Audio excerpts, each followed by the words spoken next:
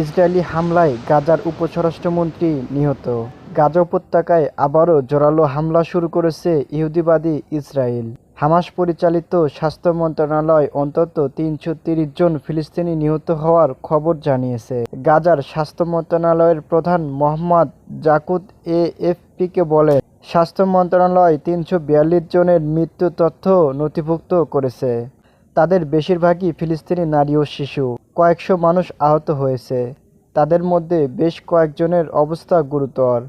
Israeli defence forces IDF দাবি করেছে, তারা হামাস নিয়ন্ত্রিত সন্ত্রাসের সঙ্গে জড়িত লক্ষ্যবস্তুকে হামলা চালাচ্ছে।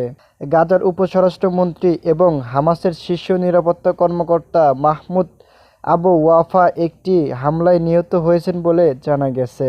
গত ১৯শে জানুয়ারি যুদ্ধবিরতি শুরু হওয়ার পর গাজায় এটি সবচেয়ে বড় বিমান হামলা। যুদ্ধবিরতি বাড়ানোর আলোচনা সমঝোতায় পৌঁছাতে ব্যর্থ হয়েছে, প্রত্যক্ষদর্শীরা বলছেন। পবিত্র রমজান মাস হওয়ায় অনেক লোক সেহরি খাচ্ছিলেন, তখনই গাজায় বিস্ফোরণ শুরু হয়।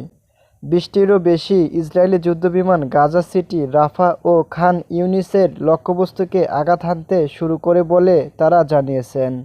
প্রাথমিকভাবে পাওয়া তথ্যে নিহতদের মধ্যে ৫০ জনের বেশি শিশু এবং ২৮ জন নারী রয়েছে বলে জানা গেছে।